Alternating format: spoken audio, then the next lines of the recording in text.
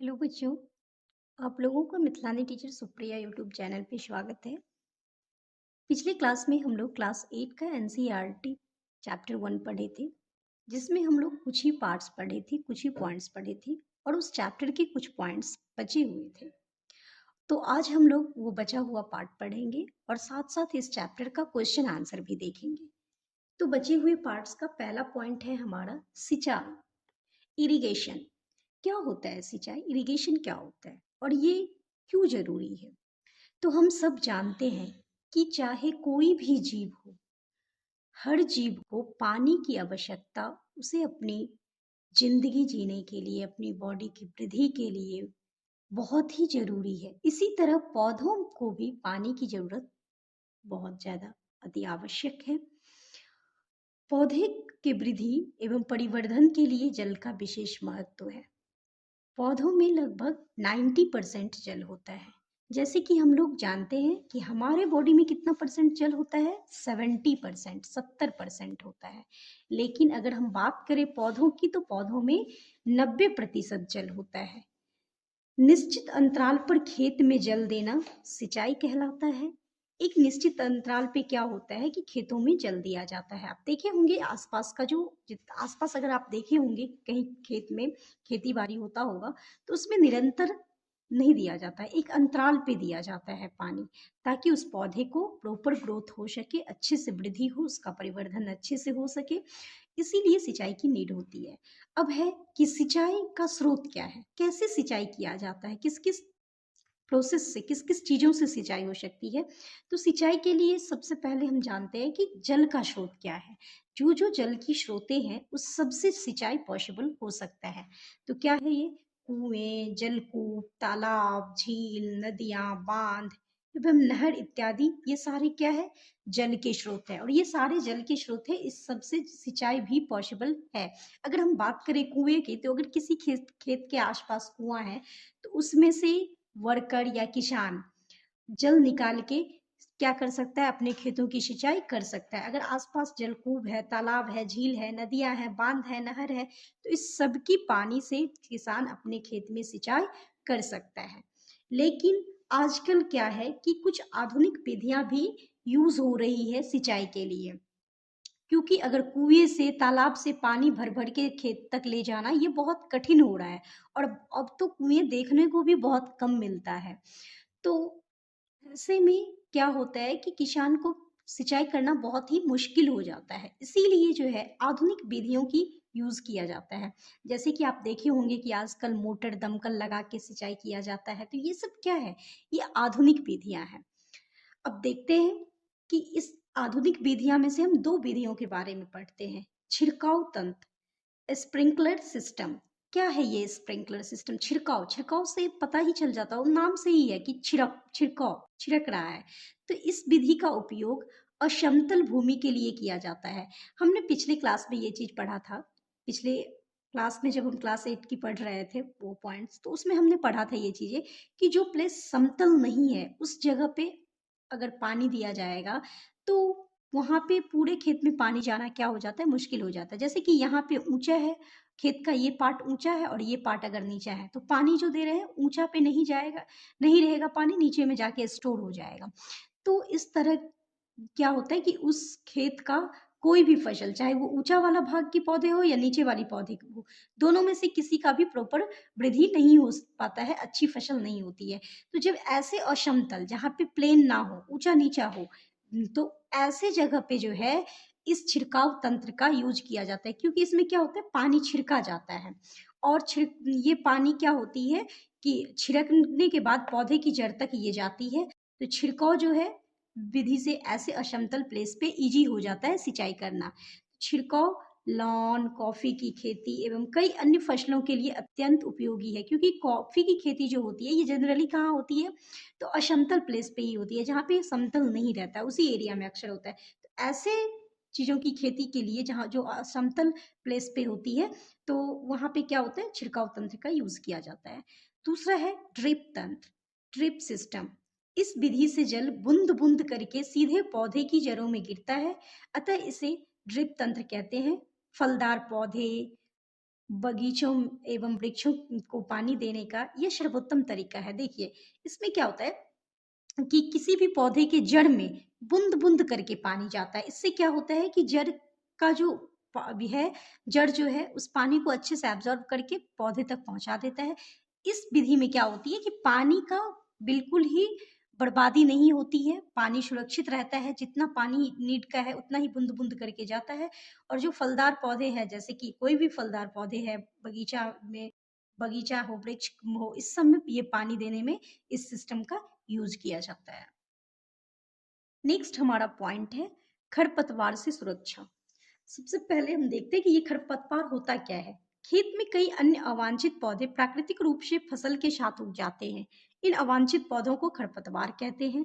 खरपतवार हटाने को निराई कहते हैं। इस प्रोसेस को आप अच्छे से याद रखिएगा। हम पहले भी पढ़े थे कि इस जितने भी अनवांटेड प्लांट होती है, जो प्लांट के साथ-साथ पौधों के साथ-साथ जो हमारे अनवांटेड प्राकृतिक रूप से जो अनवांटेड प्लांट उग जाते हैं, उसी को हम क्या कहते हैं? खरपतवार कहते हैं, क्योंकि वो हमारे फसल को क्या करता है? नुकसान पहुँचाता है। जितने भी पोषक तत्व रहते हैं, उसे वो भी ग्रहण कर लेता है, तो हमारी पौधों को अच्छे से पोषक तत्व नहीं मिल पाता है। तो उसी अवांछित पौधों को हम क्या कहते हैं? खरपतवार कहते हैं। और खरपतवार हटाने की प्रक्रिया को हम क्या कहते हैं? निराई कहते हैं। नेक्स्ट पॉइंट हमारा है कटाई। तो ये बहुत ही महत्वपूर्ण किसानों का प्रोसेस है। अगर इतना तक अभी तक खरपतवार सुरक्षा इतना सारे प्रोसेस करने के बाद किसान अगर फसल को काटेगा नहीं और उसका भंडारण नहीं करेगा, तो फिर उसकी सारी मेहनत क्या गई? बर्बाद गई। तो ये फसल की कटाई एक महत्वपूर्ण कार्य है। फसल पक जाने के बाद उसे काटना कटाई कहलाता है। हमारे देश में दराती की सहायता से हाथ द्वारा कटाई की जाती है। जनरली आप अपने आसपास देखते होंगे कि जब धान की, गेहूँ की कटाई होती है तो दराती का यूज़ किया जाता है, जिसे हम बोलचाल में हमारे तरफ कहा जाता है क्या? हँसुआ। तो इस चीज़ का यूज़ किया जाता है फसल को काटने के लिए। लेकिन इसके लिए एक मशीन का भी उपयोग किया जाता है, जिसे हार्वेस्टर कहा जाता है। आजकल आधुनिक चीज़ों की ज़्यादातर यूज़ हो रही है, हमारा टेक्निकल चीज़ें बढ़ रही है।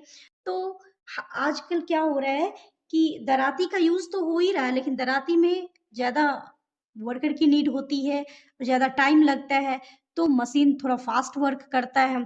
तो आजकल आधुनिक मशीन का भी यूज़ होने लगा है, जिसका नाम क्या है? हार्वेस्टर है। नेक्स्ट है भंडारण। ये सबसे महत्वपूर्ण पॉइंट है, क्योंकि देखिए जब सब सारे कुछ कर लिए हैं, तो अब वो क्या करते हैं कि भंडारण करते हैं। भंडारण का मतलब होता है क्या? मतलब स्टोर करना। वो अनाज को स्टोर करते हैं और जैसे-जैसे कभी ऐसा होता है कि बहुत अनाज हो गया है, तो जब वो काट लेते हैं, कटाई करने के बाद उसको अच्छे से सुखा लेते हैं ताकि वो बर्बाद ना हो। फिर उसको बेच के उससे पैसा कमाते हैं। कभी-कभी क्या करते हैं किसान कि भंडार करके उनके पास अगर ऐसे ऐसे प्लेस है जिसमें वो स्टोर करके रख सकते हैं, तो उसको रखते हैं और जब उस फसल की दाम अधिक होती है, तब उसको अपने मुनाफ़े के लिए तब उसको बेचते हैं। तो देखिए, तो भंडारण होता क्या है कि किसान अपनी फसल उत्पाद का भंडारण जूट के बोरों, धातु के बड़े पात्र, बीजों का बड़े पैमाने पर भंडारण साइलों और भंडार गृहों में किया जाता है। अब आप देखे होंगे जो अच्छे किसान हैं, जो बहुत ज़्यादा अन्न उगाते हैं, उनके यहाँ भंडार गृह होता है, अनाज घर रहता है और वो पहले तो जूट के बोरों में पैक करते हैं। देखते होंगे कि आपके यहाँ अगर चावल खरीद के आता है तो वो बोरा में पैक रहता है। धातु के बड़े पात्र, अब इनके यहाँ स्टोर करने के लिए धातु के बड़े पात्र बने रहते हैं, जैसे ड्राम। इस सब में ये क्या करते हैं? अनाज को स्टोर करके रखते हैं। बीजों के बड़े पैमाने पर भंडारण या तो ये साइलों में करते हैं या फिर भंडार गृह, यानी कि अनाज का घर बना के उसमें इसको क्या करते हैं? स्टोर करके रखते हैं। अब आप देखे होंगे कि कोई भी किसान अगर आपके घर में भी अगर अनाज स्टोर करके रखा जाता होगा, तो अनाज को ऐसे नहीं कि काट के आया और रख दिया जाता है। इससे पहले क्या किया जाता है? धूप में सुखाया जाता है ताकि ये सूख जाए, क्योंकि जब कटाई करके आता है तो उसमें बहुत ज़्यादा नमी रहता है, तो इसको धूप लगा देता है ताकि इसकी नमी खत्म हो जाए, जिससे कि ये अनाज बर्बाद नहीं होगा स्टोर होने के बाद भी। और साथ-साथ जब ये स्टोर करते हैं तो इसमें आप देखे होंगे कि नीम का पत्ता या फिर रासायनिक ऐसे मार्केट में अवेलेबल है टैबलेट वगैरह, जो कि उस अनाज में डाल के और भंडार करते हैं ताकि वो लंबे समय तक सुरक्षित रहे, उसमें कोई भी कीड़ा नहीं लगे, कोई भी पेट्स उसको नुकसान ना करे। अब इसमें एक मुख्य बिंदु है, इसे हम अच्छे से देखेंगे कि हमें मछली से क्या मिलता है। हम सब जानते हैं कि मछली से हमें एक तेल मिलती है जो हमारे बॉडी के लिए बहुत ही यूजफुल होता है। तो मछली से हमें कॉड लिवर तेल मिलता है। क्या मिलता है? कॉड लिवर तेल मिलता है, जिसमें विटामिन डी अधिक मात्रा में पाया जाता है, और विटामिन डी हमारे बॉडी के लिए क्या है? बहुत ही उपयोगी है। तो ये थे हमारे चैप्टर की मुख्य बिंदु। तो हमारा चैप्टर कंप्लीट हो गया। अब हम लोग देखेंगे अभ्यास, कि इस चैप्टर का क्वेश्चन आंसर देखेंगे कि क्वेश्चन आंसर क्या है। पहला क्वेश्चन है, उचित शब्द छांट कर रिक्त स्थानों की पूर्ति कीजिए। अब यहाँ पे देखिए कि हेल्प बॉक्स दिया हुआ है, यानी कि आपको मदद के लिए सारे वर्ड्स दिए हुए हैं, सारे शब्द दिए हुए हैं, जिन्हें छांट कर इसमें हमें फिल करना है, लिखना है। तो चलिए, वर्ड क्या है, शब्द क्या है, पहले वो देख लेते हैं। तैरने, जल, फसल, पोषक, तैयारी, ये हमारे 5 शब्द है, और यहाँ पे 5 क्वेश्चन दिया हुआ है। सॉरी, 4 क्वेश्चन दिया हुआ है, 5 फिल इन द ब्लैंक्स है। तो चलिए, सबसे पहले हम को क्वेश्चन देखते हैं। क्वेश्चन को क्या कह रहा है?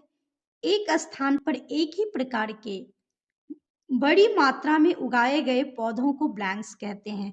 तो हम सब पढ़ चुके हैं, जानते हैं कि जब एक ही स्थान पर एक ही प्रकार के बहुत सारे पौधे उगाए जाते हैं तो उन्हें हम फसल कहते हैं। क्या कहते हैं? फसल कहते हैं।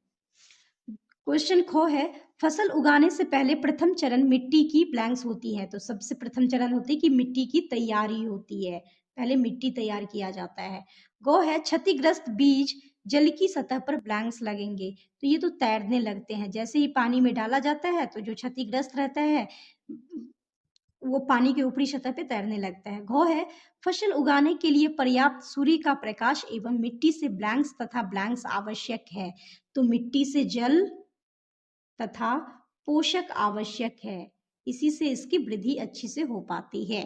चलिए, क्वेश्चन 2 देखते हैं क्या कह रहा है। कॉलम ए में दिए गए शब्दों का मिलान कॉलम बी से कीजिए। चलिए देखते हैं कॉलम ए में क्या है। तो कॉलम ए में है खरीफ फसल, रबी फसल, रासायनिक उर्वरक और कार्बनिक खाद। कॉलम बी में क्या है?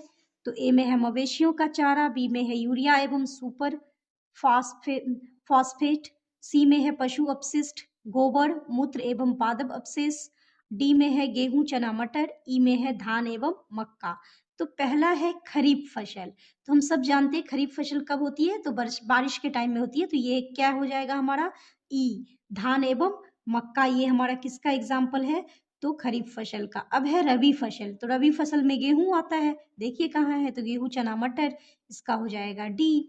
रासायनिक उर्वरक, रासायनिक उर्वरक जो होता है ये कहाँ तैयार किया जाता है? फैक्ट्री में किया जाता है। और यूरिया और सुपर फॉस्फेट जो है ये किसका एग्जाम्पल है? तो रासायनिक उर्वरक का है। कार्बनिक खाद, कार्बनिक खाद हम लोग जानते हैं कि पशु अपशिष्ट, गोबर, इस सब से बनता है। तो इसका हो जाएगा शी। तो ये सारे फिल इन द ब्लैंक्स है। तो अब चलिए हम क्वेश्चन नंबर 3 देखते हैं। निम्न के 2-2 उदाहरण दीजिए। यहाँ पे 2 क्वेश्चन है दिया हुआ, और इस दोनों के 2-2 उदाहरण लिखना है। पहला है खरीफ फसल। तो अभी जस्ट हम लोग मैच किए हैं कि खरीफ फसल क्या होता है? धान और मक्का, धान तथा मक्का, ये दोनों किसका एग्जाम्पल है? तो खरीफ फसल का। अब कह रहा है रबी फसल का 2 एग्जाम्पल देने के लिए, 2 उदाहरण देने के लिए। तो क्या हो जाएगा? अभी जस्ट मैच किए हैं गेहूं, चना, मटर, तो गेहूं तथा चना। चलिए, अब है क्वेश्चन नंबर 4। निम्न पर अपने शब्दों में एक एक पैराग्राफ लिखिए। तो एक एक सेंटेंस नहीं कह रहा है, एक एक वाक्य नहीं है, बल्कि एक एक पैराग्राफ है। तो चलिए हम बारी बारी से देखते हैं। पहला क है, मिट्टी तैयार करना। तो मिट्टी तैयार करना हम सब जानते हैं कि ये किसान का सबसे पहला प्रथम चरण है। फसल उगाने से पहले मिट्टी तैयार करना प्रथम चरण है। मिट्टी को पलटना तथा इसे पोला बनाना कृषि का अत्यंत महत्वपूर्ण कार्य है। इससे जड़ें भूमि में गहराई तक जा सकती है। तो इसलिए मिट्टी तैयार किया जाता है ताकि जड़ जो है गहराई तक जाए, और जिससे पौधों को अच्छे से पोषक तत्व मिल सके। चलिए देखते हैं। ख है बुआई। बुआई फसल उत्पादन का सबसे महत्वपूर्ण चरण है। बोने से पहले अच्छी गुणवत्ता वाले साफ एवं स्वस्थ बीजों का चयन किया जाता है, फिर इसको बोया जाता है। नेक्स्ट है निराई। खरपतवार हटाने को निराई कहते हैं। निराई आवश्यक है क्योंकि खरपतवार जल, पोषक, जगह और प्रकाश की अस्पर्धा कर फसल की वृद्धि पर प्रभाव डालते हैं। खरपतवार कटाई में भी बाधा डालते हैं तथा मनुष्य एवं पशुओं के लिए विषैले हो सकते हैं। तो ये सारा निराई के लिए पैराग्राफ था। घो है थ्रेशिंग। काटी गई फसल से दानों को भूसे से अलग करना थ्रेशिंग कहलाता है। यह कार्य कंबाइन मशीन द्वारा किया जाता है। ये कंबाइन मशीन क्या रहता है, तो इसमें हार्वेस्टिंग और थ्रेशिंग दोनों रहता है। और थ्रेशिंग क्या होती है कि जब भी अनाज काटा जाता है तो उसके जो भूसे होते हैं उससे फसल को यानी कि बीज को, अनाज को, दानों को कैसे अलग करें, तो यही है थ्रेशिंग। क्वेश्चन 5 है, स्पष्ट कीजिए कि उर्वरक खाद से किस प्रकार भिन्न है। कि उर्वरक जो है वो खाद से किस प्रकार भिन्न है, हमें ये दिखाना है। तो ये हम लोग चैप्टर में भी पढ़ चुके थे, चलिए देखते हैं। ये हमने क्रम संख्या ले लिया, उर्वरक और खाद। उर्वरक क्या होता है? उर्वरक एक मानव निर्मित लवण है। उर्वरक को हम सब जानते हैं कि फैक्ट्री में तैयार किया जाता है, ये मानव बनाता है। खाद खाद एक प्राकृतिक पदार्थ है जो गोबर एवं पौधों के अवशेष के विघटन से प्राप्त होता है। दूसरा पॉइंट हमारा है, उर्वरक का उत्पादन फैक्ट्रियों में होता है। खाद खेतों में बनाई जा सकती है। इसका उत्पादन खेत में होता है कि हम सब जानते हैं कि गड्ढा खोद के उसमें सारा अपशिष्ट पदार्थ को डाल दिया जाता है, फिर उसके ऊपर केचुए सब डाल के ढक दिया जाता है और कुछ दिन के बाद ओपन किया जाता है तो वो खाद में परिवर्तित रहता है। क्वेश्चन 3 है, पॉइंट 3 है हमारा, उर्वरक से मिट्टी को ह्यूमस प्राप्त नहीं होती है। खाद से मिट्टी को ह्यूमस प्रचुर मात्रा में प्राप्त होती है। फोर्थ पॉइंट है, उर्वरक में पादप पोषक जैसे कि नाइट्रोजन, फास्फोरस तथा पोटेशियम प्रचुरता में होते हैं। खाद में पादप पोषक तुलनात्मक रूप से कम होते हैं। तो ये हमारे थे उर्वरक और खाद में डिफरेंस। नेक्स्ट क्वेश्चन है क्वेश्चन नंबर 6, सिंचाई किसे कहते हैं? जल संरक्षित करने वाली सिंचाई की दो विधियों का वर्णन कीजिए। उत्तर, निश्चित अंतराल पर खेत में जल देना सिंचाई कहलाता है। सिंचाई का समय एवं बारंबारता फसलों, मिट्टी एवं ऋतुओं में भिन्न होता है। जल संरक्षित जल संरक्षित करने वाली सिंचाई की दो विधि निम्न है। पहला है छिड़काव तंत्र, स्प्रिंकलर सिस्टम। इस विधि का उपयोग असमतल भूमि के लिए किया जाता है जहां पर जल कम मात्रा में उपलब्ध है। दूसरा है ड्रिप तंत्र, ड्रिप सिस्टम। इस विधि में जल बूंद बूंद करके सीधे पौधों की जड़ों में गिरता है। इससे जल बिल्कुल व्यर्थ नहीं होता है। तो इस दोनों विधि से क्या होता है, पानी का संरक्षित होता है, बचाव होती है, सुरक्षा होता है। क्वेश्चन नंबर 7 है, यदि गेहूं को खरीफ ऋतु में उगाया जाए तो क्या होगा, चर्चा कीजिए। हम सब जानते हैं कि गेहूं क्या है, रबी फसल है, उसे रबी ऋतु में उगाया जाता है। लेकिन यह क्वेश्चन कह रहा है कि खरीफ ऋतु में अगर उगाया जाएगा तो क्या होगा। चलिए देखते हैं उत्तर हमारा क्या है। गेहूं की फसल बर्बाद हो जाएगा यदि इसे खरीफ ऋतु में उगाया जाए तो, क्योंकि मौसम, तापमान तथा अधिक वर्षा होने के कारण पौधा नष्ट हो जाएगा और अच्छी फसल नहीं हो पाएगा। बिल्कुल सही बात है, क्योंकि गेहूं को कम पानी चाहिए और धान को ज्यादा पानी चाहिए, ये सब हम लोग जानते हैं। तो अगर खरीफ ऋतु में गेहूं उगाया जाएगा तो उस टाइम क्या होता है, खेत में पानी लगा रहता है। तो जैसे ही पानी उतना ज्यादा लगा रहता है तो उसमें क्या होगा कि उसका पौधा बर्बाद हो जाएगा। क्योंकि जैसे कि एक छोटा सा बच्चा है, उसका एक लिमिट है कि वो एक दिन में 8 से 10 ग्लास पानी पिएगा एक मनुष्य। अगर 8 से 10 ग्लास पानी वो पीता है एक यंग पर्सन, और उसको अगर 8-10 बाल्टी पिला दिया जाए तो क्या वो जिंदा रहेगा? नहीं, बिल्कुल नहीं, उसका स्वास्थ्य बिगड़ जाएगा। तो इसी तरह से जिसको जिस चीज की जितना नीड होती है उतना ही अगर मिले तो वो प्रॉपर ग्रोथ करता है। तो यहाँ गेहूं की फसल क्या हो जाएगा, बर्बाद हो जाएगा, क्योंकि उसे जितनी आवश्यकता है उससे ज्यादा पानी मिलने लगेगा, और जब जैसे ही उससे ज्यादा पानी मिलेगा तो वो बर्बाद हो जाएगा, खराब हो जाएगा। नेक्स्ट हमारा क्वेश्चन है क्वेश्चन नंबर 8, खेत में लगातार फसल उगाने से मिट्टी पर क्या प्रभाव पड़ता है? व्याख्या कीजिए। हम चैप्टर में भी पढ़ चुके हैं कि किसान क्या करता है कि एक के बाद एक फसल उगाता ही रहता है। जैसे उसने धान काटा, फिर उसमें गेहूँ उगा लिया, फिर गेहूँ काटा, उसमें कुछ और उगा लिया। इससे क्या होता है कि उस खेत की जो मिट्टी होती है ना, उसमें पोषक तत्वों की कमी आ जाती है। और उसके बाद जैसे-जैसे फसल उगता जाता है कि तो फसल की क्वालिटी यानी कि गुणवत्ता में क्या आ जाती है? कमी आ जाती है। वो फसल उतना अच्छे से नहीं हो पाता है जितना कि पहले हुआ करता था उसी खेत में। ऐसा क्यों होता है कि उसकी मिट्टी में पोषक तत्वों की कमी हो जाती है और पौधों को जब पोषक तत्व नहीं मिलता है तो उसका प्रॉपर ग्रोथ नहीं हो पाता है। तो चलिए हम देखते हैं हमारा आंसर। फसलों के लगातार उगाने से मिट्टी में नाइट्रोजन, फास्फोरस तथा पोटेशियम जैसे पोषकों की कमी हो जाती है, जिसके कारण पौधे में वृद्धि नहीं हो पाती है तथा फसल अच्छी नहीं होती है। क्वेश्चन नंबर 9 है हमारा, खरपतवार क्या है? हम उनका नियंत्रण कैसे कर सकते हैं? उत्तर है, खेत में कई अन्य अवांछित पौधे प्राकृतिक रूप से फसल के साथ उग जाते हैं। इन अवांछित पौधों को खरपतवार कहते हैं। खरपतवार को नियंत्रण करने के लिए जोतने के बाद हम खरपतवार चुनकर हटा देंगे तथा रसायनों के उपयोग से भी नियंत्रण कर सकते हैं। अब देखिए क्या होता है कि जब खेत जुताता है उसके बाद किसान क्या करते हैं कि जो अनवांटेड प्लांट होती है, जैसे ही जुताता है तो वो जड़ के साथ उखड़ जाता है।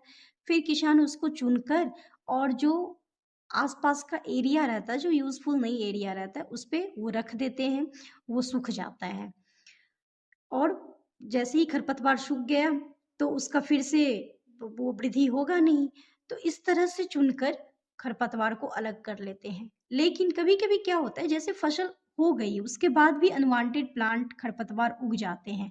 तो उसको नष्ट करने के लिए क्या करते हैं कि रसायनों चीज़ों की यूज़ करते हैं, उस पे छिड़काव करते हैं। ऐसी रासायनिक चीज़ें जिससे कि फसल को नुकसान ना हो, लेकिन जितने भी आसपास में अनवांटेड प्लांट हो, अवांछित पौधे हो, वो नष्ट हो जाए। तो इस दोनों विधि से खरपतवार का नियंत्रण किया जाता है। क्वेश्चन नंबर 10 है, निम्न बॉक्स को सही क्रम में इस प्रकार लगाइए कि गन्ने की फसल उगाने का रेखा चित्र तैयार हो जाए। तो हमारा जो इसमें दिया हुआ क्वेश्चन है, उसमें जो हमारा बॉक्स है वो किस तरह से लिया गया है, तो चलिए हम आपको सिर्फ बता देते हैं, क्योंकि यहाँ पे सिर्फ हमने क्या किया है, आंसर लिखा है। तो आंसर के लिए हमें समझना होगा कि बॉक्स आपका पहला में दिया हुआ है, पहला दिया हुआ है, यहाँ पे आप देख सकते हैं कि यहाँ पे पहला दिया हुआ है फसल को चीनी मिल में भेजना, दूसरा है सिंचाई, तीसरा है कटाई, चौथा है बुआई, पांचवा में दिया हुआ है मिट्टी तैयार करना, 6 में है खेत की जुताई और 7 में है खाद देना। तो चलिए हमारा आंसर क्या होगा। सबसे पहले हम सब जानते हैं कि प्रथम चरण जो होता है वो होता है मिट्टी तैयार करना। तो पहला हो जाएगा मिट्टी तैयार करना, उसके बाद खेत की जुताई करना, फिर उसके जब खेत की जुताई हो जाती है फिर क्या होता है, बुआई, बीज बोया जाता है, बुआई, फिर जैसे बीज बोया जाता है पौधा निकल जाता है, उसके बाद क्या दिया जाता है, खाद देना, खाद डाला जाता है, और फिर उसके बाद सिंचाई, और जैसे सिंचाई हो जाती है उसके बाद फसल उग जाते हैं, पक जाते हैं, फिर कटाई, और कटाई करने के बाद ही क्या होता है, तो यहाँ पे बात हो रही है गन्ने की, तो फसल को चीनी मिल में भेजना। तो ये सारी प्रोसेस है एक गन्ने की फसल करने के लिए। तो आई होप कि आप लोगों को ये 10 क्वेश्चन अच्छे से समझ में आ गया होगा। क्वेश्चन 11 है, नीचे दिए गए संकेतों की सहायता से पहेली को पूरा कीजिए, ऊपर से नीचे की ओर, ऊपर से हमें नीचे की ओर जाना है। तो चलिए देखते हैं। पहला है सिंचाई का एक पारंपरिक तरीका। तो पहला में कह रहा है सिंचाई का एक पारंपरिक तरीका, जो हमारा क्या हो जाएगा, और वो र से स्टार्ट होना चाहिए और ऊपर से नीचे जाना है। तो र ह ट रहट, ये एक पारंपरिक तरीका है। दूसरा क्वेश्चन कह रहा है, क्वेश्चन नंबर 2 है, बड़े पैमाने पर पालतू पशुओं की उचित देखभाल करना। तो ये 2 में है, ऊपर से नीचे जाना है। तो जब हम बड़े पैमाने पे पालतू पशुओं की उचित देखभाल करना क्या कहलाता है, पशुपालन कहलाता है। तो ये हो गया पशुपालन। क्वेश्चन नंबर 3 है, फसल जिन्हें वर्षा ऋतु में बोया जाता है। तो जिन्हें वर्षा ऋतु में बोया जाता है वो क्या कहलाता है, खरीफ फसल कहलाता है। तो क्वेश्चन 3 में ऊपर से नीचे जाना है, तो ख यहाँ पे फ पहले से ही है फसल वाला, तो खरीफ। क्वेश्चन नंबर 6 है, फसल पक जाने के बाद काटना क्या कहलाता है? तो कटाई कहलाता है ना। तो क्वेश्चन 6 में चलिए ऊपर से नीचे की तरफ, तो कटाई, कटाई।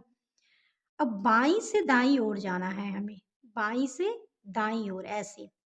पहला है शीत ऋतु में उगाई जाने वाली फसलें, तो शीत ऋतु में उगाई जाने वाली फसलें क्या कहलाती है? रबी फसल। र है यहाँ पे बी, तो रबी। क्वेश्चन 4 है, एक ही किस्म के पौधे जो बड़े पैमाने पे उगाए जाते हैं वो क्या कहलाते हैं? तो वो फसल कहलाते हैं। चलिए 4 देखते हैं। 4 तो फ है ही, स ल फसल। क्वेश्चन 5 है, रासायनिक पदार्थ जो पौधों को पोषक प्रदान करते हैं, तो रासायनिक पदार्थ की बात हो रही है, तो उर्वरक होता है। चलिए 5 में देखते हैं, तो उ व पे रेफ दिया ही हुआ है, र का उर्वरक। क्वेश्चन 7 है, खरपतवार हटाने की प्रक्रिया क्या कहलाती है? निराई कहलाती है। तो 7 निराई, निराई। तो ये हमारा पजल था, पहेली था, जिसे हमने सॉल्व कर लिया। तो इस चैप्टर का सारे क्वेश्चन आंसर हमने सॉल्व कर लिया। इस चैप्टर के एक एक पॉइंट को अच्छे से समझ लिए हैं, पढ़े हैं इस वीडियो में। तो आई होप आप लोगों का अब चैप्टर 1 अच्छे से क्लियर हो गया होगा। इस चैप्टर में कोई डॉट नहीं होना चाहिए। अगर आप लोगों को कोई भी डॉट है तो आप लोग कमेंट कीजिएगा, मैं उस डॉट को क्लियर करने की कोशिश करूँगी। अगर आप लोगों को ये वीडियो अच्छा लगा होगा तो आप लोग इस चैनल को लाइक करें, सब्सक्राइब करें और अपने दोस्तों में से अधिक शेयर करें। धन्यवाद।